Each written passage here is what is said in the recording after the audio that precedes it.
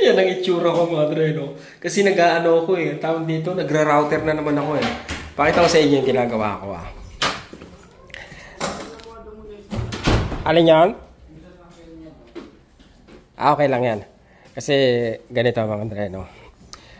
Kasi nga, pa-bakasyon ako ngayong biyernes. Kaya ang sistema, kailangan kong tapusin etong ginagawa ko mga dre, no? Etong nira-router ko. Isang ganito mga dre, isang ganito, isang piraso. Siguro mga isang oras hanggang 1.5 oras yung itatagal bago ko siya matapos. Kaya kagabi nag-OT ako.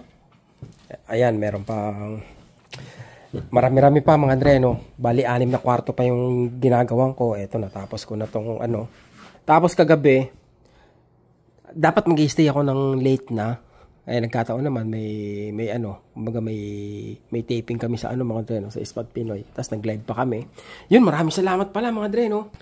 Thank you. Ang dami pong nag-donate sa inyo mga dre, no, at maraming salamat po. Malaking pera yung pumasok sa channel mga dre, no, at yun po ay makakatulong para sa future na pagkikita natin sa Spot Pinoy mga dre, no. Kaya yun, thank you sa inyong lahat. Thank you sa suporta mga dre, no. Ngayon, siguro mag-i-stay ako ng late mga dre, no. Hindi ko alam kung 7, 8 o baka abutin ako ng hopefully wag naman ng 10. Kasi nakakapagod din naman, masakit sa likod mga dre, no. Pagkatapos niyan, may gagawin pa nga ako mga dre sa mga apartment. So, nag-abiso na ako na magbabakasyon ako. Yun mga dre, no. Update ko ulit kayo. Hopefully may magkita tayo mga dre, no, kung saan man kami pupunta sa US. Mag-update po ako mga dre sa community ng YouTube ko mga dre, no. Lalagay ko po rin kung nasaan ako para nang sa ganun, kung malapit lang kayo, magkita tayo mga dre, no. Mapasalamatan ko kayo ng personal sa panonood at pagsuporta sa channel ko at saka sa Spot Pinoy mga dre, no. Maraming salamat. Cheers.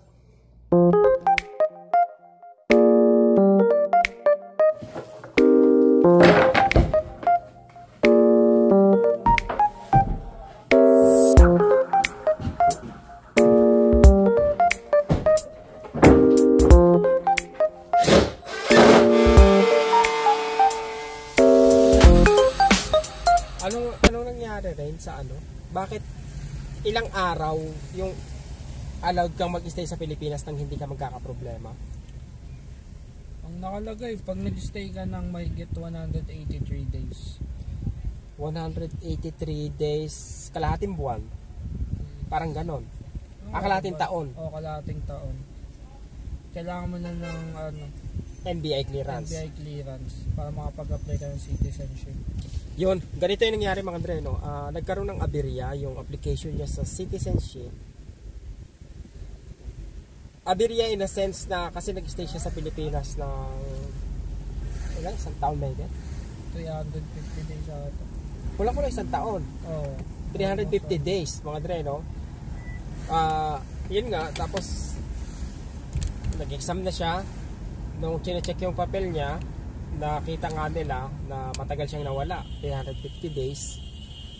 Ngayon, yun, nag-email sa'yo, sinasabi na kailangan ko daw ng NBI or police clearance para ma-check na parang wala akong ginawa doon. Kaya ka nagtagal doon. Kasi baka mamaya nakulong ka nga mga dre, no, kaya ka nagtagal sa Pilipinas. Kailangan kung saang bansa ka pumunta or nag-stay ka ng 183 days doon. Kung saang bansa ka pumunta noon sa loob ng 183 days, kailangan meron kang police clearance sa lahat ng bansa na yun. Kung pumunta ka Japan, kailangan kumuha ng ano doon. Yun, kung saan bansa ka galing. Kaya yun mga dre, no, kung sakali mo mag-apply kayo ng citizenship at may pinuntahan kayong lugar na nagtagal kayo ng 183 days, kailangan nyo ng police clearance. Ng NBI clearance galing sa bansa na pinanggalingan nyo. Yun lang naman mga dre, no? Tapos luckily nakakuha kami mga dre, no? Nakakuha siya. Ang istorya ganito, may paraan para makakuha ka kahit nandito ka sa Canada.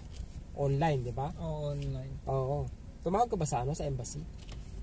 Ayo, tumawag ako sa embassy. Pero sabi nila, bibigyan nila ako ng form. Mag-email lang ako sa kanila. Pero hindi pa sila nag-i-email eh. Nag-email ka sa kanila, di ba? Oo, nag-email ako sa kanila. Ilang araw na?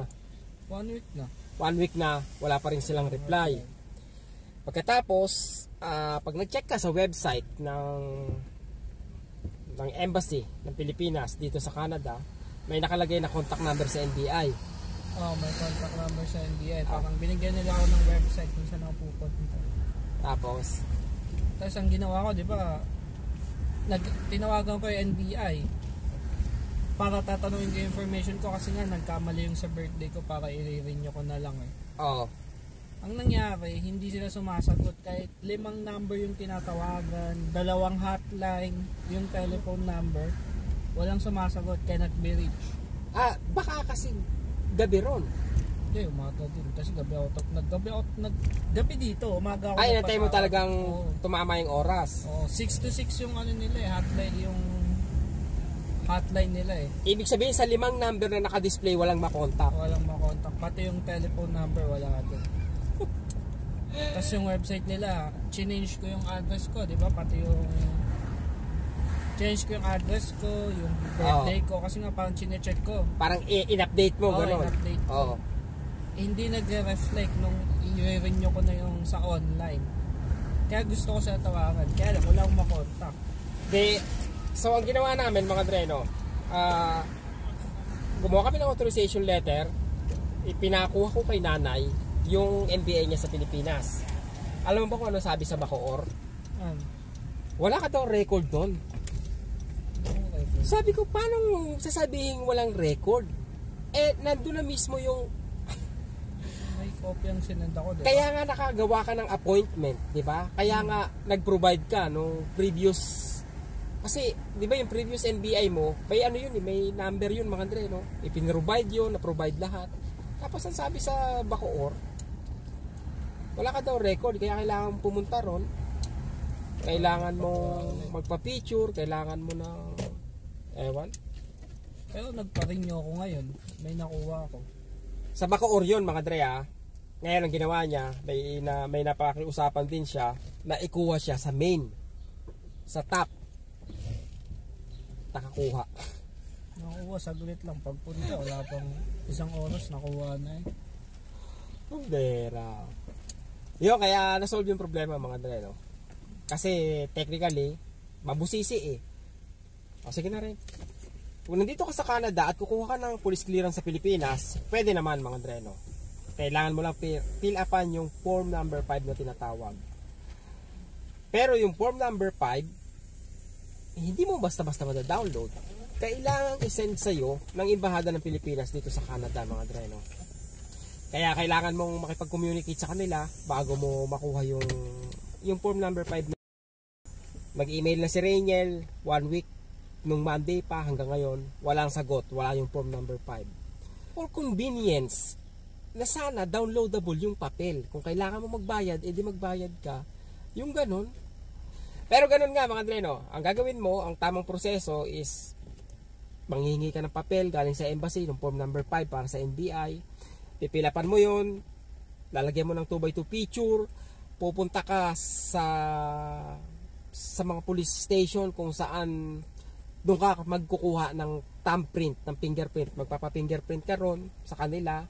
Ano to mga Andre, may listahan sila kung saang mga presinto rito sa Canada, no?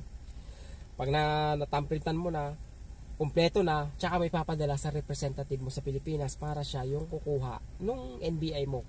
Kasama yung letter of authorization letter mga Andre, no? Ganun yung sistema. Medyo mabusisi at it will take time, 'di ba, bago makuha. Luckily, yun nakakuha si Rainiel mga Andre, no? Sa main office, pambihira. Depende sa office ng NBI kung saan ka kukuha, kung makakuha ka o hindi. Ang maganda nga is yun, naayos naman mga Andre, no? Kasi parang hinihingi nga sa kanya yung NBI clearance kay Rainiel, nang sa ganun, maproseso na nila yung yung citizenship niya. Kumbaga nasa process na sila ng checking kung kumbaga kung kumpleto ba yung requirements, yung ganun mga Andre, no? At yun, ako nag-aantay na lang ako mga Dre sa citizenship ko, nag-apply na lang ako. Nag-aantay na lang ako ng email para sa oath taking. Yun na lang po at okay na lahat. Yun, so kung pupunta kayo sa lugar at magtatagal kayo, huwag nyo kalimutan na kumuha ng police clearance o NBI clearance. Police clearance lang pala. Hindi ko alam, wala palang NBI sa ibang bansa mga Dre, no? Tanging Pilipinas lang. So yun mga Dre, no? Ingat kayo palagi at good luck sa inyo at magkita-kita po tayo sa susunod. Kasi puro trabaho na lang. At least, oo naman. Itong mag-asawa na to. Mag-asawa na ba yan? Ayaw ko dyan mo, tanong niyo. Hindi ako nakikialam anak. Yung style nila. Maganda naman kung totoo. Ayan si Mother, mga Dre. Oy, terno pa pala tayo ba? Hello, pinagtrabaho ko ito Long time no see kami ni Mother. Oo nga eh. Ilang buwan eh. Pakpak dyan sa ano. Almost half of the year. Oo nga ma, no? Hoy, nakikabit tayo sa handle na. Mag-aaway pa yung mag-asawa. Oh. Kailan ang kasal at magkahandaan. Bilisan nyo, may tatanong si Mother.